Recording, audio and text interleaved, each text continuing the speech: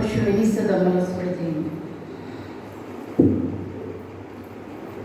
ಮರವೆಂದೆನಿಸದ ಸಮಕಲ್ಪ ವೃಕ್ಷ, ಕಲ್ಲೆನಿಸಿಕೊಳ್ಳದಿಹ ವಿಸುವ ಚಿಂತಾರಣ್ಣ, ಕಣಿಯೆನಿಸಿಕೊಳ್ಳದಿಹ ಮಹಾಪುರುಷ, ತೃಣವೆನಿಸಿಕೊಳ್ಳದಿಹ ಸುಮರುಜವಣಿ, ಮನಂ ನುಡಿ ನೋಟ ಕೈಗಳೆಸೆಗುತ್ತಿಹ ಪಂಚಪುರುಷವಾಗಿ ರಂಜಿಸುವ ಬಸವ ದಂಡಾಧೀಶ ಶರಣ ಮತ್ಪ್ರಾಣೇಶ ಭವನಾಶ ಭಕ್ತಿ ಕೋಶ. ವಿಶ್ವಗುರು ಧರ್ಮಪಿತ ಮಂತ್ರಪುರುಷ ಬಸವಣ್ಣನವರನ್ನು ಎನ್ನರ ಮಂದಿರದಲ್ಲಿ ಧ್ಯಾನಿಸಿಕೊಂಡು ಆಂಧ್ರ ಪ್ರದೇಶದ ಜಹೀರಾಬಾದ್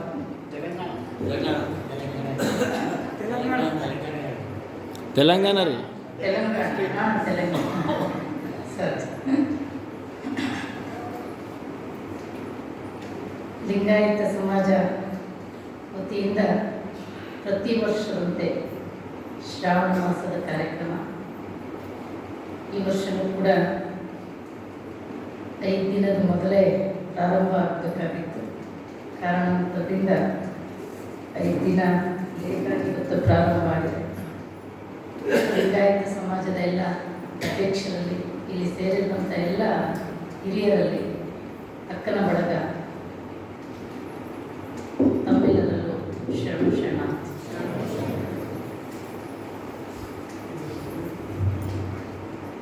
ನಮ್ಮ ಹಿರಿಯರೆಲ್ಲ ಶ್ರಾವಣ ಮಾಸ ಅಂತ ಇಟ್ಟಿದ್ದಾರೆ.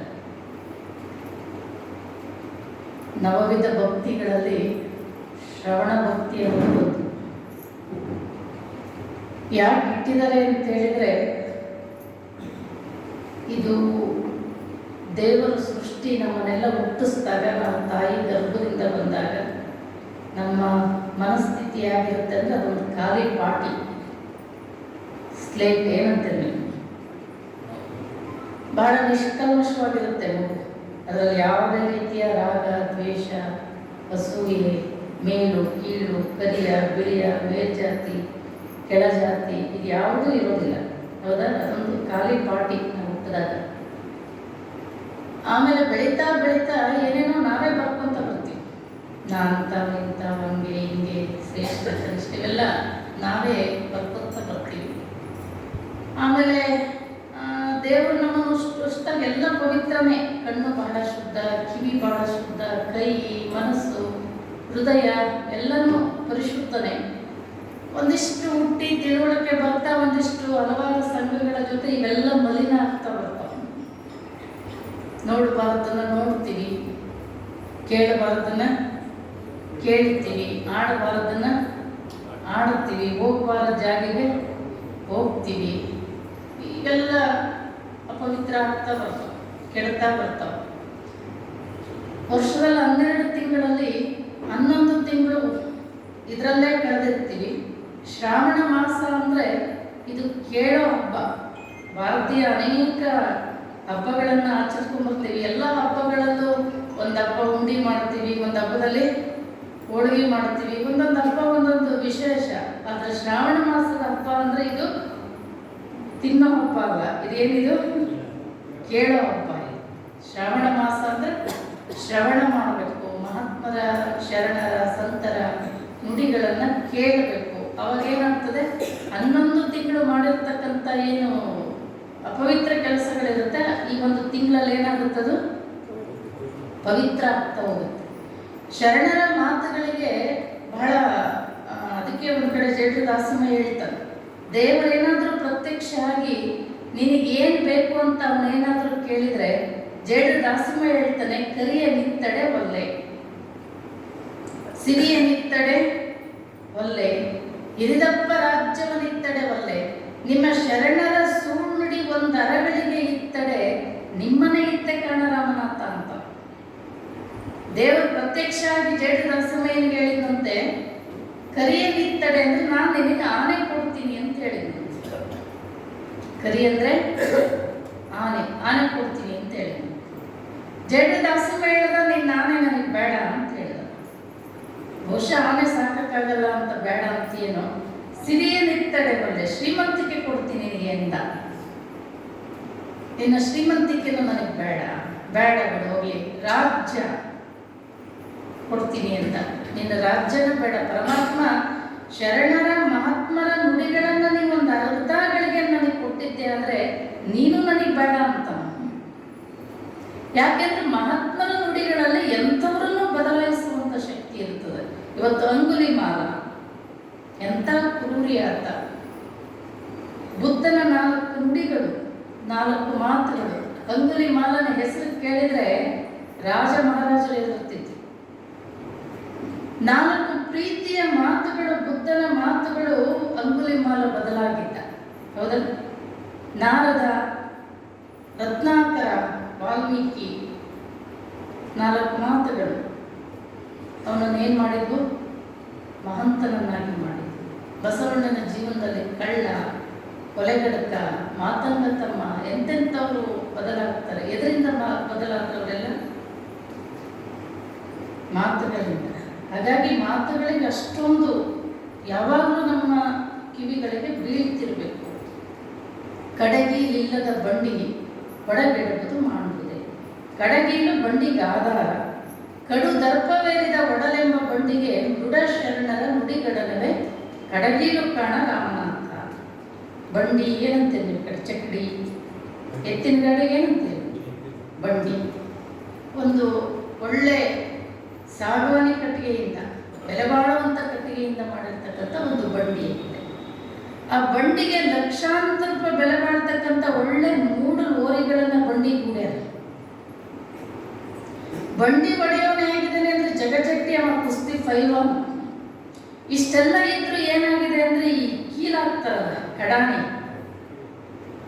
ಅದನ್ನು ಹಾಕೋದನ್ನು ಮರ್ತು ಬಿಟ್ಟಾರೆ.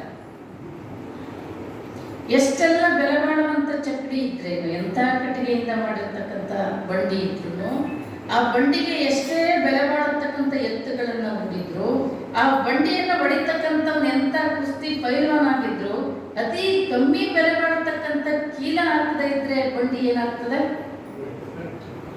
ಉರುಳಿ ಬಿದ್ದು ಹೋಗ್ತದೆ. ಕಾಲುಗಳೆರಡು ಗಾಲಿ ಕಂಡಯ್ಯ, ದೇಹವೆಂಬುದೊಂದು ತುಂಬಿದ ಬಂಡಿ ಕಂಡಯ್ಯ. ಬಂಡಿಯ ಒಡೆವರು 5 ಮಾನಸಿಜರು, ಒಬ್ಬರಿಗೊಬ್ಬರು ಸಮವಿಲ್ಲ ನೋಡಯ್ಯ. ಇದರ ಇಚ್ಛೆಯನ್ನರಿದು ಒಡೆಯದಿದ್ದರೆ ಅದರ ಅಚ್ಚು ಮುರಿಯಿತು ಮಹೇಶ್ವರ. ಕಾಲುಗಳೇ 2 ಗಾಲಿಗಳು, ದೇಹ ಅಂತಕ್ಕಂಥದ್ದೇ ಒಂದು ತುಂಬಿದ ಬಂಡಿ. ಎಲ್ಲ ಬಂಡಿ ಒಡೆಯೋರು ಒಬ್ಬನೇ ಇದ್ರೆ ಈ ದೇಹ ಅನ್ನೋ ಬಂಡಿ ಒಡೆಯೋರು 5 ಜನ. ಪಂಚೇಂದ್ರಿಯಗಳು, ಕಣ್ಣು, ಕಿವಿ, ಮೂಗು, ನಾಲಿಗೆ, ತ್ವಚ, ಈ 5 ಒಂದು ಕಂಡ್ರೆ ಒಂದಕ್ಕಾಗಲ್ಲ. ಕಿವಿ ಹೇಳುತ್ತದೆ. ಜೈರಾಬಾದ್ನಲ್ಲಿ ಪ್ರತಿ ವರ್ಷ ಶ್ರಾವಣ ಮಾಸದಲ್ಲಿ ಲಿಂಗಾಯತ ಸಮಾಜದಲ್ಲಿ ಪ್ರವಚನ ಇರ್ತದೆ, ಕೇಳಕ್ಕೆ ಹೋಗ್ಬೇಕು ಅಂತ ಕಿವಿ ಹೇಳ್ತದೆ. ಅವಾಗ ಕಣ್ಣು ಹೇಳ್ತದೆ, ಅಲ್ಲೇ ನಾವು ಕೂತ್ಕೊಂಡ್ರೆ ಧಾರಾವಾಹಿ ಬರ್ತಾವ, ಪಿಕ್ಚರ್ ಬರ್ತಾವ, ಡ್ಯಾನ್ಸ್ ಬರ್ತದ, ಅಲ್ಲೇ ಹೋಗಿ ಇಲ್ಲೇ ಕೂತ್ಕೊಂಡು ಟಿವಿ ನೋಡೋಣ ಅಂತ ಕಣ್ಣು ಹೇಳ್ತದೆ. ನಾಲಿಗೆ ಹೇಳ್ತದೆ, ಚಳಿ ಇದೆ, ಮಳೆ ಬಂದದೆ, ಬಿಸಿ ಬಿಸಿ ಏನಾದ್ರು ಮಿರ್ಚಿ ಬಜ್ಜಿ ಏನಾದ್ರು ಮಾಡ್ಕೊಂಡು ತಿನ್ನೋಣ ಅಂತ ನಾಲಿಗೆ ಹೇಳ್ತದೆ. ಹೀಗೆ ನಮ್ಮ ಪಂಚೇಂದ್ರಿಯಗಳು ಒಂದು ಕಂಡ್ರೆ ಒಂದಕ್ಕಾಗೋದಿಲ್ಲ, ಒಂದೊಂದು ದಿಕ್ಕಿಗೆ ಎಳಿತಾವೆ. ಇವೇನಾದರೂ ಸರಿಯಾದ ದಿಕ್ಕಿಗೆ ಹೋಗ್ಬೇಕು ಅಂತಿದ್ರೆ ಅವಾಗ ಶರಣರ ನುಡಿಗಳು ಅನ್ನೋದೇ ಕೀಲ. ಕಡಾಣಿ ಮಹಾತ್ಮರ ನುಡಿಗಳೇ ಕಡಾಣಿಗಳು. ಅದನ್ನು ಸರಿಯಾಗಿ ನಮ್ಮ ಕಿವಿಗೆ ಸರಿಯಾದ ಸಮಯದಲ್ಲಿ ಬೀಳ್ತಿದ್ವು ಅಂದರೆ ನಮ್ಮ ಕಣ್ಣು ಸರಿಯಾದದ್ದನ್ನೇ ನೋಡುತ್ತೆ, ಕಿವಿ ಸರಿಯಾದದ್ದನ್ನೇ ಕೇಳುತ್ತೆ, ನಮ್ಮ ಕಾಲುಗಳು ಸರಿಯಾದ ಜಾಗಕ್ಕೆ ಹೋಗ್ತವೆ. ಇಲ್ಲದೇ ಇದ್ರೆ ಏನಾಗ್ತದೆ ಅಂದರೆ ಮಾಡಬಾರ್ದನ್ನು ಮಾಡ್ತೀವಿ, ತಿನ್ನಬಾರ್ದು ತಿಂತೀವಿ, ಹೋಗಬಾರ್ದ ಜಾಗಕ್ಕೆ ಹೋಗ್ತೀವಿ. ನೀವೇನೇ ಕಲ್ತಿರ್ಬೋದು, ಏನೇ ಸಂಪಾದನೆ ಮಾಡಿರ್ಬೋದು, ಏನೇ ಮಾಡಿದ್ರು ಕೂಡ ಆ ಜ್ಞಾನ ಇಲ್ಲದೇ ಇದ್ರೆ ಏನಾಗ್ತದೆ ಅಂದರೆ, ಹಾಗಾಗಿ ಒಂದಿಷ್ಟು ಶ್ರಾವಣ ಮಾಸ ಅಂತ ನಮ್ಮ ಹಿರಿಯರೆಲ್ಲ ಯಾಕೆ ಇಟ್ಟಾರೆ ಅಂದರೆ ಇದೇ ಕಾರಣಕ್ಕೆ ಇಟ್ಟಾರೆ. ಈ ತಿಂಗಳು ಶ್ರವಣ ಮಾಡುವಂಥ ಮಾಸ, ಮಹಾತ್ಮರ ನುಡಿಗಳನ್ನು ಕೇಳುವಂಥ ಮಾಸ. ಯಾಕೆಂದರೆ ಈ ದೇಹ ಎದಕ್ಕೆ ಬಂದದೆ ಅಂತಾರೆ ಬಸವಣ್ಣವರು? ಕೂಡಲ ಸಂಗಮ ದೇವರ ಒಲಿಸ ಬಂದ ಪ್ರಸಾದ ಕಾಯ ಅಂತಾರೆ.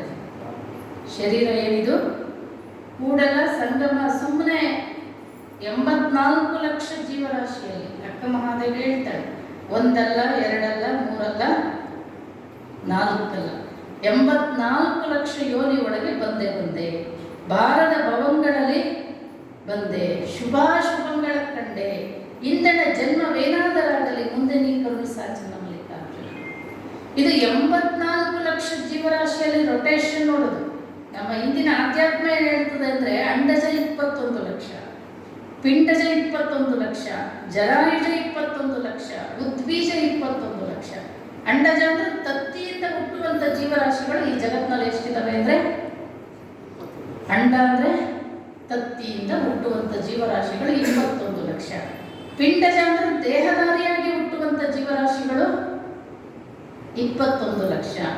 ಉದ್ಬೀಜ ಅಂದರೆ ಬೀಜದಿಂದ ಹುಟ್ಟುವಂಥ ಗಿಡ ಮರ ಸಸಿ ಬಳ್ಳಿಗಳೇನಿದೆ ಇದು 21 ಲಕ್ಷ. ಜರಾಯುಜ ಅಂದರೆ ನೀರಿನಲ್ಲಿ ಹುಟ್ಟುವಂಥ ಜೀವರಾಶಿಗಳು 21 ಲಕ್ಷ. ಈ ಒಟ್ಟು 84 ಲಕ್ಷ ಜೀವರಾಶಿಯಲ್ಲಿ ಅತ್ಯಂತ ಶ್ರೇಷ್ಠ ಜನ್ಮ ಅಂದರೆ ಮನುಷ್ಯ ಜನ್ಮ. ಶ್ರೇಷ್ಠ ಜನ್ಮ ಮನುಷ್ಯ ಜನ್ಮ. ಎಂಥ ಮಾನವ ಜನ್ಮ, ಏನು ಕೆಡಿಸಿ ಬಿಟ್ಟಿರಪ್ಪ, ಇಂಥ ಮಾನವ ಜನ್ಮ ಸಿಕ್ಕಿತ್ತೇನ್ರಪ್ಪಯ್ಯ. ಮಾನವ ಜನ್ಮ ದೊಡ್ಡದು, ಹಾಳು ಮಾಡಿಕೊಳ್ಳಬೇಡಿ ಹುಚ್ಚಪ್ಪಗಳಿರ. ಏನು ಹೇಳ್ತದೆ ಅಧ್ಯಾತ್ಮ ಅಂದರೆ, ನೀನು ಬ್ರಹ್ಮ ವಿಷ್ಣು ಮಹೇಶ್ವರನ ಹುಟ್ಟಿದ್ರೂ ಮುಕ್ತಿ ಪಡೀಲಿಕ್ಕೆ ಸಾಧ್ಯ ಇಲ್ಲಂತೆ. ಅದು ಮನುಷ್ಯ ಜನ್ಮದಿಂದ ಮಾತ್ರ ಸಾಧ್ಯ. ಅದಕ್ಕೆ ಬಸವಣ್ಣವ್ರು ಹೇಳೋದು, ಇದು ಮರ್ತ್ಯಲೋಕವೆಂಬುದು ಕರ್ತಾರನ ಕಮ್ಮಟ.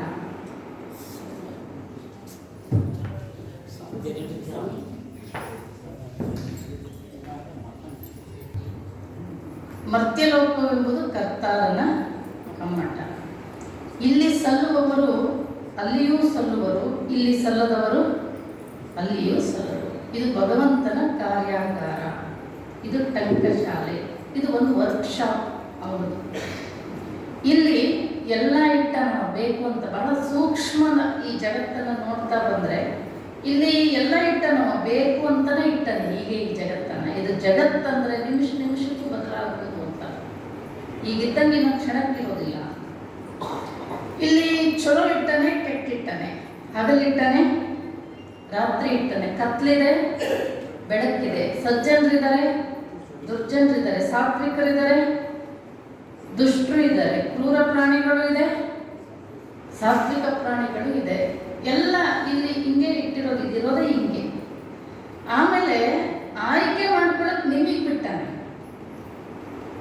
ಹೊರಗಿನವ್ರು ಯಾರು ಹೇಳಬೇಕಾಗಿಲ್ಲ ನಮಗೆ. ಇದೇ ಜಗತ್ತನ್ನು ನೋಡಿ ಬುದ್ಧ ಆಗಿದ್ದಾನೆ, ಇದೇ ಜಗತ್ತನ್ನು ನೋಡಿ ಮಹಾವೀರ ಆಗಿದ್ದಾನೆ, ಇದೇ ಜಗತ್ತನ್ನು ನೋಡಿ ಯೇಸು ಕ್ರಿಸ್ತ ಆಗಿದ್ದಾನೆ, ಇದೇ ಜಗತ್ತನ್ನು ನೋಡಿ ಬಸವಾದಿ ಬ್ರಹ್ಮಂತರು ಅನೇಕ ಮಹಾತ್ಮರು ಆಗಿದ್ದಾರೆ, ಇದೇ ಜಗತ್ತನ್ನು ನೋಡಿ ಕೊಲೆಗಡಕರಾಗಿದ್ದಾರೆ, ಕ್ರೂರಿಗಳಾಗಿದ್ದಾರೆ, ಕಳ್ಳರಾಗಿದ್ದಾರೆ, ಕೆಟ್ಟವರಾಗಿದ್ದಾರೆ. ಅವರು ನೋಡಿದ್ದು ಇದೇ ಜಗತ್ತ, ಇವರು ನೋಡಿದ್ದು ಇದೇ ಜಗತ್ತೇ. ಆಗಿದ್ದು ಮಾತ್ರ ಬೇರೆ ಬೇರೆ. ನೀವು ಯಾವ ಸಂಘಕ್ಕೆ ಬೇಕಾದ್ರೂ ಹೋಗ್ಬೋದು, ಈ ಕಡೆ ಸತ್ಸಂಗಕ್ಕೂ ಹೋಗ್ಬೋದು, ಈ ಕಡೆ ದುಸ್ಸಂಗಕ್ಕೂ ಹೋಗ್ಬೋದು. ಇವತ್ತು ಜಹೀರಾಬಾದಲ್ಲಿ ಇಷ್ಟೊಂದು ಜನಸಂಖ್ಯೆ ಇದೆ, ನಾವು ಇಷ್ಟು ಸೇರಿದ್ದೀವಿ. ಯಾಕೆ ಹಿಂಗೆ ಅಂದರೆ, ಅದು ಇರೋದು ಹಿಂಗೆ. ಇದು ಅವನ ಸೃಷ್ಟಿ ನೇಮ ಹಿಂಗೆ ಇರೋದು. ಅದು ಎಲ್ಲರಿಗೂ ಕೇಳಬೇಕು ಅನ್ಸಲ್ಲ, ಎಲ್ಲರಿಗೂ ಒಳ್ಳೆ ಜಾಗಕ್ಕೆ ಹೋಗ್ಬೇಕು ಅನ್ಸಲ್ಲ, ಎಲ್ಲರಿಗೂ ಒಳ್ಳೇದು ಬೇಕು ಅಂತ ಅನ್ಸಲ್ಲ. ಯಾಕೆ ಅನ್ಸೋದಿಲ್ಲ ಅಂತ ಕೇಳಿದ್ರೆ ಚಂದ್ರಸೂಡರು ಹೇಳ್ತಾರೆ, ಬಟ್ಟ ಬಯಲೆಲ್ಲ ಗಟ್ಟಿಗೊಂಡೆಡೆ ಸ್ವರ್ಗ ಮರ್ತ್ಯ ಪಾತಾಳಕ್ಕೆ ಟಾವಿನಲ್ಲಿಯದು. ಖಾಲಿ ಫೇಸ್ ಇದೆ. ಇದು ಏನಂತ ನೋಡಿ, ಇದಿದೆ ಅಂತ ನಾವೆಲ್ಲ ಜೀವರಾಶಿಗಳು ಬದುಕ್ತಾ ಇದ್ದೀವಿ. ಈ ಭೂಮಿ ಗಟ್ಟಿಯಾದಂಗೆ ಇದೆಲ್ಲ ಗಟ್ಟಿಯಾಗಿದ್ರೆ, ಬಟ್ಟ ಬಯಲೆಲ್ಲ ಬಯಲಿದೆ ಇಲ್ಲಿ, ಅದಕ್ಕೆ ನಾವೆಲ್ಲ ಜೀವರಾಶಿಗಳು ಜೀವನ ಮಾಡ್ತಾ ಇದ್ದೀವಿ. ಇದು ಬಯಲಿಗಿಲ್ದಂಗೆಲ್ಲ ಗಟ್ಟಿಯಾಗಿಟ್ಟಿದ್ರೆ ಸ್ವರ್ಗ ಮರ್ತ್ಯ ಪಾತಾಳಕ್ಕೆ ಟಾವಿನಲ್ಲಿ ಜಾಗ ಎಲ್ಲಿರ್ತಿತ್ತು. ಮೇಘದ ಜಲವೆಲ್ಲ ಮುತ್ತಾದರೆ ಸಪ್ತ ಸಮುದ್ರಕ್ಕೆ ಉದಕವಿನ್ನಲ್ಲಿಯದು. ಸ್ವಾತಿ ಮಳೆ ಬಂದಾಗ ಅದು ಯಾವುದೋ ಒಂದು ಹನಿ ಕಪ್ಪೆ ಚಿಪ್ಪಿನಲ್ಲಿ ಬಿದ್ದು ಅದು ಮುತ್ತಾಗ್ತದೆ. ಒಂದು ವೇಳೆ ಬಿದ್ದಿರೋ ಹನಿಗಳೆಲ್ಲ ಮುತ್ತಾಗ್ಬಿಟ್ಟಿದ್ರೆ ಸಪ್ತ ಸಮುದ್ರಕ್ಕೆ ಉದಕವೆನ್ನಿಲ್ಲಿಗೆ. ಹುಟ್ಟಿದ ಮನುಷ್ಯರೆಲ್ಲ ನೆಟ್ಟನೇ ಶಿವಜ್ಞಾನಿಗಳಾದರೆ ಭವಕ್ಕೆ ಬೀಜವೆನ್ನಲಿಗೆ. ಅದಕ್ಕೆ 1000ಕ್ಕೊಬ್ಬ ಭಕ್ತ, ಲಕ್ಷಕ್ಕೊಬ್ಬ, 1000ಕ್ಕೊಬ್ಬ ಸತ್ಯ, ಲಕ್ಷಕ್ಕೊಬ್ಬ ಭಕ್ತ, ಕೋಟಿಗೊಬ್ಬ ಶರಣ. ಎಲ್ಲರಿಗೂ ಎಚ್ಚರ ಆಗ್ಬೇಕಂತಿಲ್ಲ. ಯಾರಿಗೂ ಎಚ್ಚರ ಆಗಿದೆ ಅಂದ್ರೆ ಅದು ಬಹುಜನ್ಮಗಳಾದ ಸುಕೃತ ಫಲ. ಬಹಳ ಅದ್ಭುತ ಸೃಷ್ಟಿ ಇದು, ದೇವರ ಸೃಷ್ಟಿ. ಇದು ಒಂಥರ ಇಲ್ಲಿ ಎಲ್ಲ ಪ್ರಜ್ಞೆನೂ ನಮಗೆ ಇದೆ. ಯಾರೋ ಒಬ್ಬ ಗುರುನೇ ಏನು ಉಪದೇಶ ಹೇಳಬೇಕಾಗಿರಲ್ಲ, ನಮ್ಮೊಳಗೊಂದು ಅರಿವು ನಮಗೆ ಯಾವಾಗಲೂ ಜಾಗೃತಿ ಮಾಡ್ತಾ ಇರುತ್ತೆ. ಈಗ ಉದಾಹರಣೆ, ಯಾರೋ ಒಬ್ಬ 100 ರೂಪಾಯಿ ಕೆಡ್ಕೊಂಡು ಹೊರಟಿರ್ತಾನೆ, ನಿಮ್ಮ ಕೈ ಸಿಗುತ್ತೆ, ಅಕ್ಕಪಕ್ಕ ನೋಡ್ತೀರಿ, ಯಾರೂ ಇರೋದಿಲ್ಲ, ಒಳಗಡೆ ಒಂದು ಅರಿವು ಇರ್ತದೆ, ಒಳಗಡೆ ಒಂದು ಪುಣ್ಯ ಮಾಡೋ ಶಕ್ತಿ ಇರ್ತದೆ. ಅದಕ್ಕೆ ಇದ್ದಂಗೆ ಸುಪ್ಪರಿಗೋ ಅಂತ ಹೇಳ್ತೀವಿ, ಅಳಿಮನ ಘನಮನ. ಆ ಘನಮನ ಹೇಳ್ತದೆ, ಅವನು ನೋಡ್ಲಾರ್ದೆ ಕೆಡ್ಕೊಂಡು ಹೊರಟನೆ, ಅದು ನಿನ್ ದುಡ್ಡಲ್ಲ, ಅವನು ಕರೆದವನಿಗೆ 100 ರೂಪಾಯಿನ ಹೇಳ್ತದಿಲ್ಲ, ಕೊಟ್ಬಿಡು ಅಂತ ಹೇಳ್ತದೆ. ನಮ್ಮೊಳಗೆ ಮತ್ತೊಂದೈತೆ, ಅದು ಹೇಳ್ತದೆ, ಹೆಂಗಿದ್ರು ಅಕ್ಕಪಕ್ಕ ಯಾರು ಇಲ್ಲ ಏನಿಲ್ಲ, ಯಾರು ನೋಡಿಲ್ಲ ಏನಿಲ್ಲ, ಅದೇ ಇದ್ರು 100 ರೂಪಾಯಿ ಸಂಟಿಗೆ ಪ್ಯಾಂಟಿಗೆ ಆಗ್ತದೆ, ತಗೊಂಡೋಗು ಅಂತ ಹೇಳ್ತದೆ. ಹೌದಾ? ಪಾಪ ಮಾಡೋ ಶಕ್ತಿನೂ ದೇವರು ನಮಗೆ ಕೊಟ್ಟಾನೆ, ಪುಣ್ಯ ಮಾಡೋ ಶಕ್ತಿ. ನೀವೊಂದು ಕುಡಿಯೋ ಅಂಗಡಿ ಕೊಟ್ಟಿದ್ರಿ, ಒಳಗಡೆ ಒಂದು ಕುಡಿ ಅಂತದೆ, ಒಂದು ಬೇಡ ಅಂತದೆ. ಈಗ ಒಂದು ದಾಸೋಹ ನಡೀತಿರುತ್ತೆ, ಶ್ರಾವಣ ಮಾಸ, ಒಂದು ಕಾಣಿಕೆ ದೇಣಿಗೆ ಹೋಗ್ತೀವಿ, ಒಳಗಡೆ ಒಂದು ಕೊಡು ಅಂತದೆ, ಒಂದು ಬೇಡ ಅಂತದೆ. ಈ ಎಲ್ಲ ಪಾಪ ಪುಣ್ಯ ಇದನ್ನ ಶಕ್ತಿಯನ್ನ ದೇವರು ನಮಗೆ ಕೊಟ್ಟು ಅವ ಮ್ಯಾಲ ತಕ್ಕಡಿ ಇಟ್ಕೊಂಡು ಕೂತಾನ. ಪಾಪ ಪುಣ್ಯ ಎರಡು ಮಾಡೋ ಶಕ್ತಿ ದೇವರು ನಿಮಗೆ ಕೊಟ್ಟು ಅವ ಮ್ಯಾಲ ತಕ್ಕಡಿ ಇಟ್ಕೊಂಡು ಕೂತಾನಂತ. ಅದನ್ನೇ ಬಸವಣ್ಣವ್ರು ಹೇಳೋದು, ಧರಣಿಯ ಮೇಲೊಂದು ಹಿರಿರಪ್ಪ ಅಂಗಡಿಯ ನಿಕ್ಕಿ ಅರದ ಕುಳ್ಳಿದ್ದ ನಮ್ಮ ಮಹಾದೇವ ಶಕ್ತಿ. ಒಮ್ಮನವಾದರೆ ನುಡಿವನು, ಇಮ್ಮನವಾದರೆ ನುಡಿಯನು. ಕಾಣಿಯ ಸೋಲ ಅರ್ಧ ಕಾಣಿಯ ಗೆಲ್ಲ. ನಮ್ಮ ಶಕ್ತರಂಗಲ್ಲ ದೇವರು. ಅವನೊಂದು ದಾಣಿ ಜಾಸ್ತಿ ಕೊಡೋದು ಇಲ್ಲ, ಒಂದು ದಾಣಿ ಜಾಸ್ತಿ ತಗೊಳ್ಳೋದು ಇಲ್ಲ. ನಿಮ್ಮ ಪಾಪ ಪುಣ್ಯಕ್ಕೆ ತಕ್ಕ ಹಾಗೆ ತಕ್ಕಡಿಯಲ್ಲಿ ತೂಗ್ತಾ ಇರ್ತಾನಂತ, ಅದಕ್ಕೆ ತಕ್ಕ ಹಾಗೆ ಜನ್ಮಗಳು ರೂಪಿಸಲ್ಪಡುತ್ತವೆ ಅಂತ ಹೇಳ್ತಾರೆ. ಹಾಗಾಗಿ ಒಂದಿಷ್ಟು ಪ್ರತಿ ಹೆಜ್ಜೆ ಇಡಬೇಕಾದ್ರೆ ಒಂದಿಷ್ಟು ಪಾಪ ಪುಣ್ಯ, ಚಲೋ ಕೆಟ್ಟ, ಇವೆಲ್ಲವೂ ಮನುಷ್ಯನಿಗೆ ಬಸವಣ್ಣವರು ಆದಷ್ಟು ಈ ಜೀವನ ಮನುಷ್ಯ ಜನ್ಮ ಸಾರ್ಥಕತೆಯನ್ನು ಪಡ್ಕೊಳ್ಬೇಕಾದ್ರೆ ಒಳ್ಳೆಯದನ್ನ ನೋಡಿ, ಒಳ್ಳೆಯದನ್ನ ಕೇಳಿದ್ರೆ. ಅದನ್ನೇ ಬಸವಣ್ಣವರು ಹೇಳೋದು, ಅತ್ತಲಿತ್ತ ಹೋಗದಂತೆ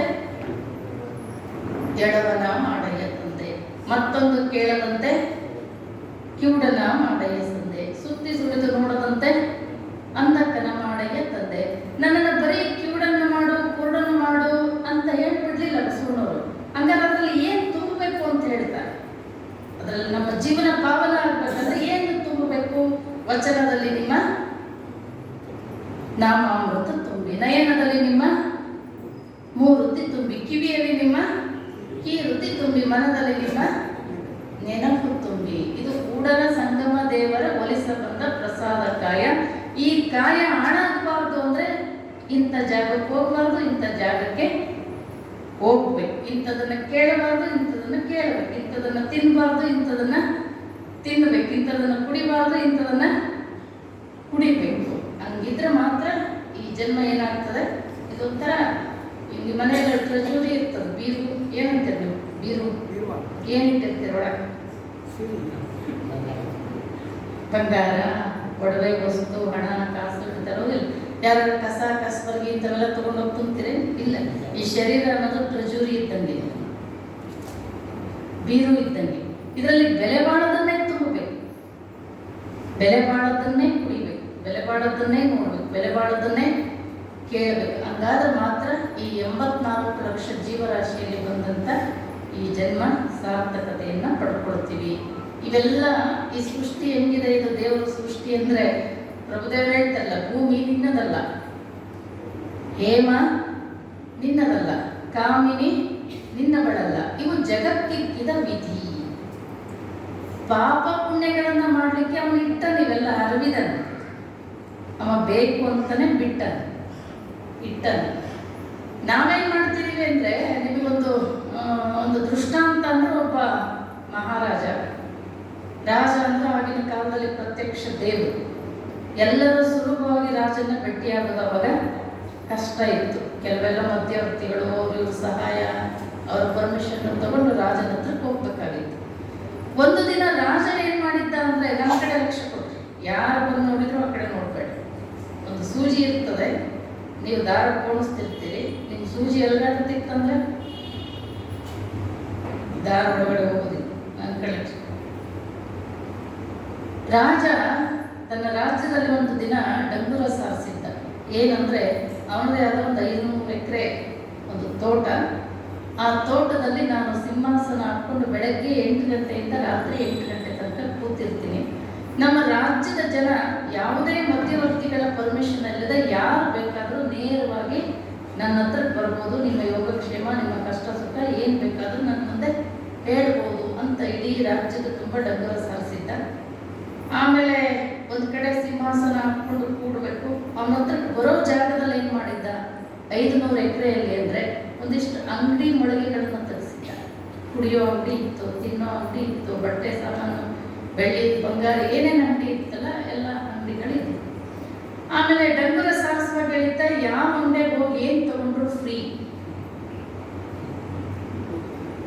ಯಾವ ಅಂಗಡಿಯಲ್ಲಿ ಹೋಗಿ ಏನು ತಗೊಂಡ್ರು ಫ್ರೀ. ಆಯಿತು, ಇವಾಗ 8 ಗಂಟೆಗೆ ಬಂದು ಸಿಂಹಾಸನ ಹಾಕ್ಕೊಂಡು ಕೂತ.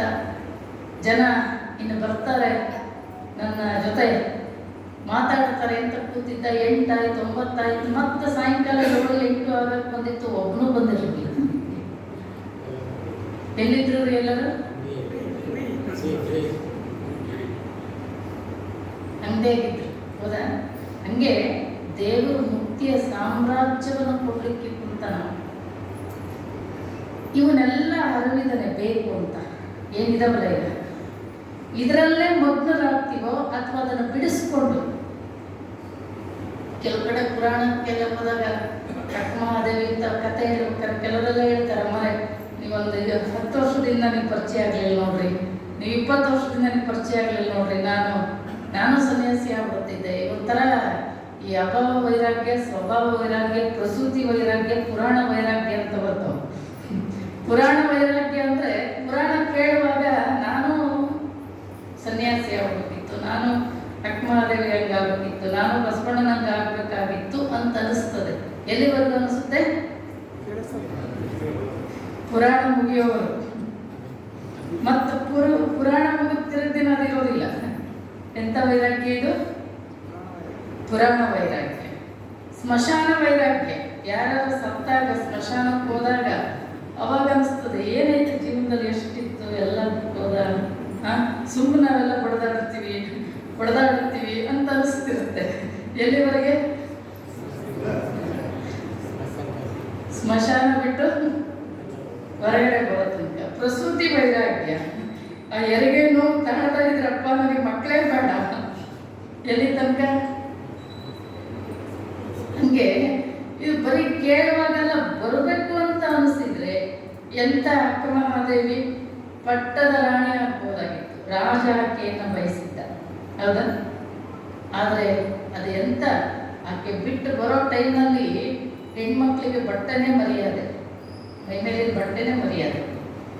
ನೀ ಬಟ್ಟೆನೇ ಕಳಿಸ್ಬಿಟ್ರೆ, ನಿನ್ನನ್ನು ವಿವಸ್ತ್ರಗೊಳಿಸ್ಬಿಟ್ರೆ, ನೀ ಹೆಂಗ ನನ್ನ ಅರಮನೆ ಬಾಗಿಲ ದಾಟಿ ನೀ ಹೋಗ್ತಿ ಅಂತ ಬಟ್ಟೆಗೆ ಕೈ ಹಾಕಿದ. ಈಗಿನ ಕಾಲದಲ್ಲಿ ಹೆಣ್ಣು ಮಕ್ಕಳು ನಾವು ಅಣ್ಣ ತಮ್ಮಂದಿರನ್ನ ಎದುರಾಕೊಂಡು, ತಂದೆ ತಾಯಿಯನ್ನು ಎದುರಾಕೊಂಡು ಹೊರಗಡೆ ಬರೋದು ಎಷ್ಟು ಕಷ್ಟ. ರಾಜ ಸತ್ಯ ಇದ್ದ ಕಾಲ. ರಾಜ ಏನು ಮಾಡಿದ್ರು, ಕಾಗೆ ಬೆಳ್ಳಗಿದೆ ಅಂದ್ರು ಹೂ ಅನ್ಬೇಕಾಗಿತ್ತು, ಹಾಲು ಕರಗಿದೆ ಅಂದ್ರು ಹೂ ಅನ್ನುವಂಥ ಕಾಲ. ಅಂತ ಕಾಲದಲ್ಲಿ ಒಬ್ಬ ರಾಜನನ್ನ ಎದುರಾಕೊಂಡು ಹೊರಗಡೆ ಬರ್ತಾಳೆ.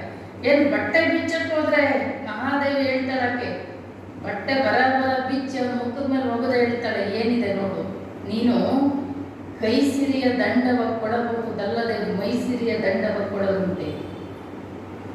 ಹುಟ್ಟಿದ್ದ ಉಡುಗೆ ತೊಡುಗೆಗಳ ಸೆಳೆದುಕೊಳ್ಳಬಹುದಲ್ಲದೆ ಮುಚ್ಚಿ ಮುಸುಕಿದ್ದ ನಿರ್ವಾಣವ ಸೆಳೆದುಕೊಳ್ಳಬಹುದೇ. ಚನ್ನಮಲ್ಲಿಕಾರ್ಜುನನ ಬೆಳಗನುಟ್ಟು ಲಜ್ಜೆಗೆಟ್ಟವಳಿಗೆ ಉಡುಗೆ ತೊಡುಗೆಗಳ ಹಂಗೆ ಕೋಮರುಳೆ, ನಿನ್ನ ಬಟ್ಟೆ ನೀನೇ ಇಟ್ಕೋ. ಇದು ಅದು ಎಲ್ಲರಿಗೂ ಎಚ್ಚರ ಆಗಲ್ಲ. ಇದು ಸೃಷ್ಟಿ ಹೆಂಗಿದೆ ಅಂದರೆ, ನಾವೆಲ್ಲರೂ ಯಾವುದೋ ಒಂದು ಶಕ್ತಿಯಿಂದ ಬಂದವರು. ನೀವು ಇಲ್ಲಿ ಬರುವಾಗ ಒಂದು ತಾಸು ಮೊಬೈಲ್ ಸ್ವಿಚ್ ಆಫ್ ಮಾಡ್ಕೊಂಡ್ರಿ. ನಾವೆಲ್ಲ ಯಾವುದೋ ಒಂದು ಶಕ್ತಿಯಿಂದ ಹೊರಗಡೆ ಬಂದವರು. ಬಂದ ಮೇಲೆ ಆ ಶಕ್ತಿಯಿಂದ ಬಿಡಿಸ್ಕೊಂಡು ಬಂದ ಮೇಲೆ ಇಲ್ಲಿ ಏನೇನೋ ಆಗ್ತೀವಿ ನಾವು. ಯಾರಿಗೋ ಗಂಡ ಆಗ್ತೀವಿ, ಯಾರಿಗೋ ಹೆಂಡತಿ ಆಗ್ತೀವಿ, ಯಾರಿಗೋ ಮಕ್ಕಳಾಗ್ತೀವಿ, ಏನೇನೋ ಅಧಿಕಾರ ಇದೆಲ್ಲ ಅನುಭವಿಸ್ತೀವಿ. ನೀವು ಏನೇ ಮಾಡಿದ್ರು ಕೂಡ ನಾನು ನಿತ್ಯ ತೃಪ್ತಿಯಿಂದ ಇದ್ದೀನಿ ಅಂತ ಯಾರ ಕೈ ಎತ್ತಿ ನೋಡೋಣ.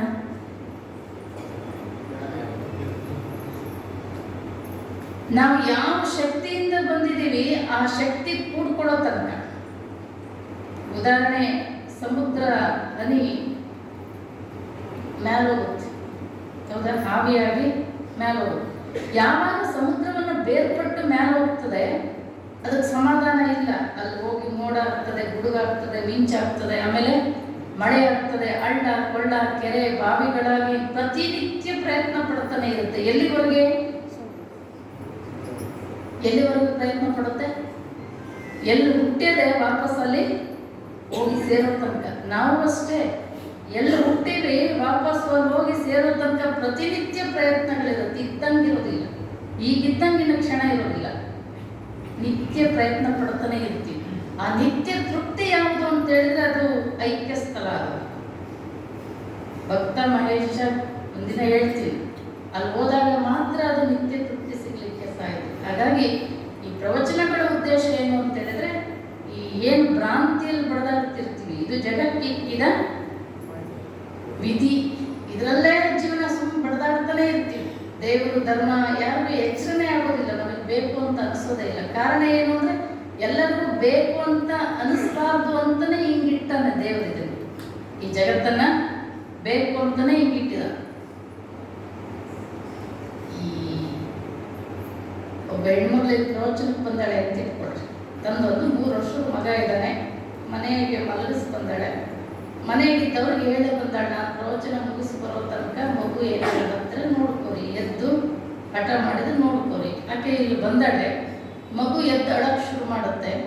ಮನೆಯಾಗಿದ್ದವ್ರು ಏನು ಮಾಡ್ತಾರೆ, ಅವರು ಬರೋ ತನಕ ಅವರ ತಾಯಿ ಮರೆಸ್ಬೇಕು ಅಂತೇಳಿ ಪೇಪರ್ಮೆಂಟು, ಚಾಕ್ಲೇಟು, ಆಟ ಸಾಮಾನುಗಳು, ಏನಾದ್ರು ಉಂಡಿ ತಿನಿಸು ಇಂಥ ಕೊಟ್ಟು ತಾಯಿಯನ್ನು ಮರೆಸ್ಲಿಕ್ಕೆ ಪ್ರಯತ್ನ ಪಡ್ತಾರೆ.